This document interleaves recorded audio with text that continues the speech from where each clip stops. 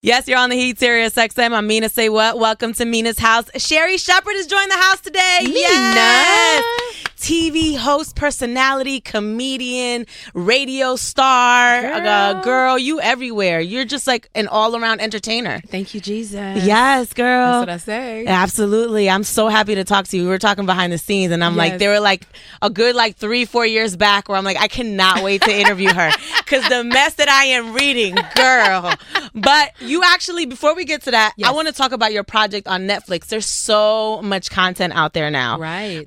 You are on a new series called Mr. Iglesias. Yes, with Gabriel Iglesias. Okay. And he's Fluffy the comedian. Yes. And okay. Yes, that's Fluffy. Okay. And so he's got his own sitcom where he plays a high school history teacher. Right. And I play the principal of the high school, and we clash all the time because he wants to save all the kids. And that is, administration in schools don't want to save all the kids. They can't. Right. So it's like we talk a lot about what's topical issues, but funny underneath it. Right. And we had a blast. I got to work with Gabe again. It's crazy when you go to public school. Like I've been to public school. A lot of that is okay. Well, that kid's not going to make it. Right. So, have you went to public school? I went to public school my whole life. So, playing a principal that doesn't want to save the kids, did that kind of go against what you believe in? Yeah, this is what I love about Gabriel, because he brings in really topical stuff, and it's like Paula would love to save him, but she knows being on the other side, you can't, and keep the funding going for your school and keep the school as a blue ribbon. So it's the juxtaposition of my character wanting to help and wanting to be on Gabe's side, but going, I just can't possibly do it. So we clash, but I love him because he helps me with my screwed up personal life. So it kind of made it mirror me. Wait, how does that work? This show's not called Sherri. This is Mr. Iglesias. So why y'all putting my life in the character? But I know Gabe, we struggled together, struggling stand-up comics. Right. So he knows me very well. How do you make such a touchy subject funny? That's why I love stand-up comedy. Yeah. Like I go on stage, and now I'm talking about the fact that I had to give my husband 1A. He asked for a life insurance policy on my life so that the support would still keep coming. When you get that kind of thing, you're like, oh my God, more money. I take it on stage and I talk about the fact that I think he's gonna try to kill me, and people look at me and they're like, what? And I go, it's not out of the realm of possibility that I could be killed. And what I say to people is, I go, so literally, if I'm so scared that I'm going to be murdered, I didn't try to make y'all laugh for 10 years on 30 Rock, on How I Met Your Mother, on the Jamie Foxx show. If I come up missing, you owe it to me to find me. Don't let me be in somebody's basement with my wig on one side, they done cut my head off, and then y'all like, oh my God, Sherri was so funny. Where's she at? And all that, literally, and I do a whole 15 minutes on how you feel if you think somebody's going to kill you for insurance money. At the time when it happened, I was in tears. I was like, I got to go to court again. And you find a way to take it on stage and make it funny. And chances are what you're talking on stage, somebody else has gone through it. Now, they may not be feeling like my husband going to kill me, but they've gone through hurt, rejection, always having to get up in the morning and smile, and always having to fight. Right. Because that's really what my message is. You still got to fight. And so, that is cathartic for me. Yeah. Real quickly, who do you enjoy watching stand-up? Because I know you do stand-up yourself, but who do you enjoy? I love Dave Chappelle. I love Cat Williams. I should have said him first. I love Cat Williams so much because if you get past all of the quirkiness, he really has some deep stuff that he talks about, that he spits out. Right. So I love listening to Cat. I love Dave Chappelle and Chris Rock. I like comics who say something. Right. I like comics who tell stories. Anybody could talk about sex all the time. That's easy. What did you think about Cat's Netflix stand-up? I love Cat. Yeah. You're not going to get me. There's nothing wrong that he does. I didn't know Cat for so long. I knew Cat when he didn't have no money, nothing. Really? Like Cat and I used to go to church. We used to go to the singles ministry together. Like if you look on my Instagram, we both got a picture holding our Emmys. Like, so you're not going, So you and Niecy Nash were out here trying to slash a guy's tires. Is this accurate? Okay. Niecy Nash and I, you can see her in When They See Us, and she's like amazing on Claws. Yes. Oh my God, I love her on Claws. She's amazing in Claws. We've been best friends for 30-something years. Me and Niecy had no money together, and we used to sit and dream about what we do now. We used to sit and talk about it. So Niecy's my ride or die. And so I got stood up by somebody who I was really angry because I stayed so he's supposed to take me golfing. Like and you don't stand me up. I am from Chicago. I don't play like that. I will cut you. And so I called Niecy. She was on Reno 911. And I was like, B, because as we called each other, B, you know. I was like, I need you to come. We about to go slash some tires. Bitch, let's go. Oh, we can say that. I was like, bitch, I need you to come. And she was like, I'm working. I was like, bitch, I need you. Niecy came in that prosthetic booty she had because she was like, a bitch needs somebody. Niecy came to me at the hotel. I had wrapped a do-rag around my head because when you get ready to fight, you take the earrings off. Did you do the Vaseline? I took the little Vaseline around my nose, and I had taken my wig off. So it was my natural hair. I looked like Ludacris without that wig. So Niecy, she was like, Diva, we need a couple drinks first. Right. You know, we got a couple drinks. And I literally was like, I'm going to tear that Rolls Royce up. And it was in a gated community he lived. So I was like, we got to climb the wall. She said, with all of this, girl, why you didn't tell me you was going to be doing all of that? I said, I told you we slashing tires, Niecy. Good grief.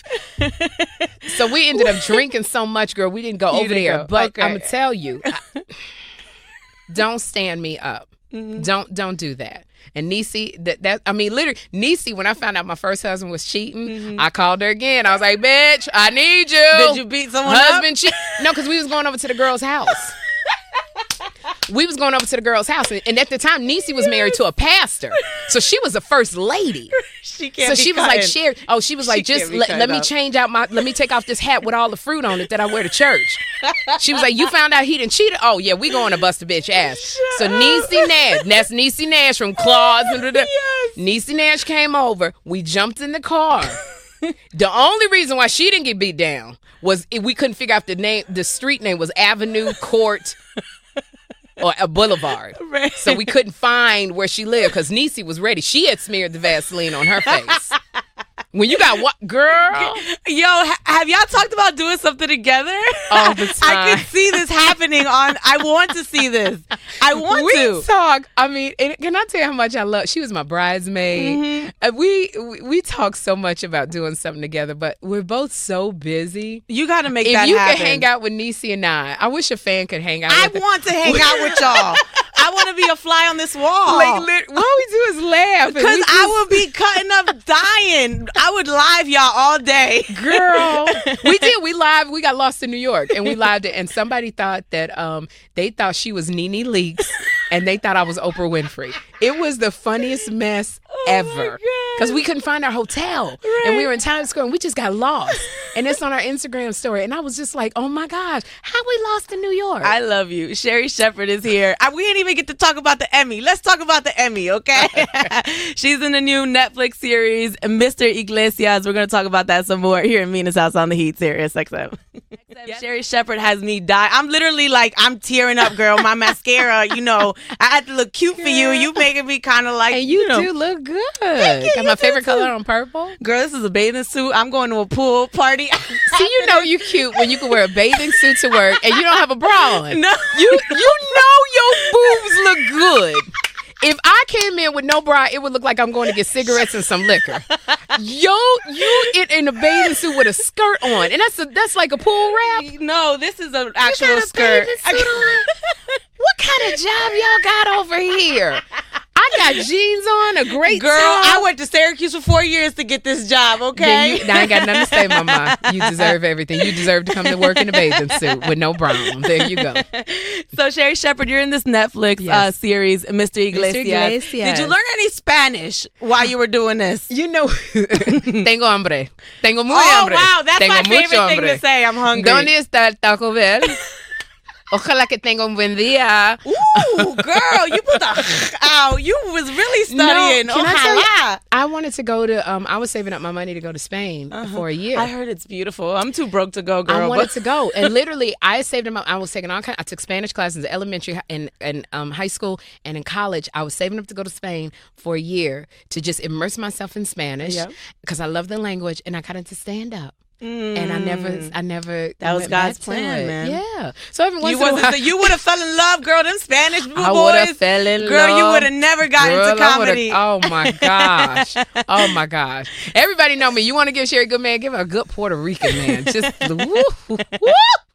Stop it. Let's talk about this Emmy, because I could only dream. You have an Emmy for TV talk show host when you were on The View. What does it take to win an Emmy? Like, walk us through that. It's just, it's funny because that's the only Emmy The View has ever won when Whoopi and I came on there. And it's just, I think it's something special. You got to do something a little bit different that they love. And you got to make sure you keep doing it. And we've never won one since, and they've never won one since. The View had been nominated. But I think when Whoopi and I came on, we brought something different. We brought something fresh. You had never seen two black women on the talk show. So it was something so different. So that's what I think. Not be afraid to stand apart from the pack. Because I've talked about that with Niecy as well. She's got an Emmy. Right. And from this role, and when they see us on Netflix, she's going to get another Emmy. Yes. So it's always, what can I do that's different from what everybody else is doing? What questions can I ask that are different from what everybody else is asking? And really be curious. That's what Barbara Walters told me. Wow. Be curious. And read a book, dear. So I was a part of like a morning show cast ensemble, right? And people always tell me like, oh, I miss you. Are you going to go back? Does that annoy you? Yeah, people ask me that all the time if I'm going to go back to The View. It doesn't annoy me because it means that I made it, that I impacted them. So much so that they go, I miss you on The View. I want you to go back. So I don't get upset. You have to be okay with the no. Like, The View was the best 8 years of my life. I had an amazing experience. I got to do so many things because of The View and me. I got to dance on stage with Prince because I was on The View. Do Dancing with the Stars. So I don't want to go back because I'm doing stuff that I love. I'm still following my passion. Like, going back and being a regular would be like sleeping with your old boyfriend. Like, it's good that night. It's like you was, it was Orgasm City. Then you wake up and you go, yeah, you really was annoying me. You don't look that good at 8 in the morning. I remember why I left you. That's how I feel. But. Yeah, and it's that thing that turns into I remember. And that's how it would be like going back. It was an amazing experience, but I got to keep going forward. I agree. When you start looking back, that's when you get in trouble, I think. So it's like I had a great time, and it's moving forward. Keep moving forward. Sherri Shepard is here. We're going to move forward. So that means don't go back, Mina. No, I don't. I'm you good. Like I'm not. Yeah, I'm like, I'm good. That was a great 6 years of my life. Place. Right. You got to wear no bra. Right. Now I don't have to wear a bra, and I can wear a bathing suit. Hey, when you working around guys, you can't walk around with no bra. No. Girl. I had to be suited and booted there. Well, at this age, I would like to walk around with no bra, and I want you to look at them. That's why I love being a cougar. Yes. Well, we're going to talk about that. Yeah. Because there's some things. Sherri Shepard is here. We're going to wrap things up coming up in Mina's house on the Heat series. This is what happens when I'm around like other accomplished women who are funny and smart, and like the time just flies. Right. So much to talk about. Absolutely. So Sherri Shepard is here. Make sure you check out her new series. She plays a principal on Netflix. It's called Mr. Iglesias. And it's got Jacob Vargas from Next Friday. And it's got Richard Gant from Greenleaf. It's got Maggie Gayheart from Gotham. It's got so many strong actors. And Gabriel Iglesias, who I love so much. Yeah. What else do you watch on Netflix? Like, what's your favorite thing? Oh my I know you're going to say When They See Us. When They See Us. Right. I don't get a chance to watch too much TV. I just been immersed in The Handmaid's Tale. Oh, that's not. Oh, I did. That's bad. Okay. It's all right. But I just finished watching Game of Thrones.